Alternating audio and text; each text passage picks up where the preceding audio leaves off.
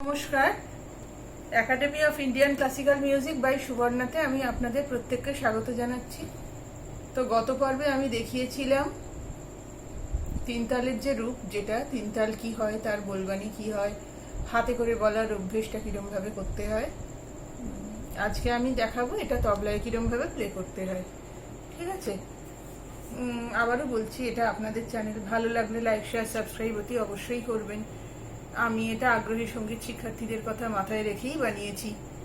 যতটা আমি পারি ইন্ডিয়ান ক্লাসিক্যাল মিউজিককে সকলের কাছে গ্রহণীয় করে তুলতে, যতটা আমার বিদ্যে আছে ততটুকু নিয়ে দিয়ে করার চেষ্টা করি। আপনারা উৎসাহ দেবেন, অনুপ্রেরণা দেবেন, তবে এই চ্যানেল এগোবে, বড় হবে। যাই হোক, আজকে তাহলে দেখাচ্ছি হচ্ছে তবলায় কিরমভাবে তিনতাল প্লে করা যাবে। আর একটা ইনফরমেশন, আমার কাছে যদি গান শেখার ব্যাপারে বা কোনো কন্ট্যাক্ট কিছু করতে চান, ডিসক্রিপশন বক্সে আমার কন্ট্যাক্ট ডিটেলস দেওয়া রয়েছে। আচ্ছা, এবার তো চলুন যাওয়া যাক, দেখি কিরমভাবে তবলায় এটা প্লে করা যায়। বলবানি আগেই জানা আছে। আচ্ছা, এবার তাহলে সরাসরি প্লে করায় চলে যাচ্ছি।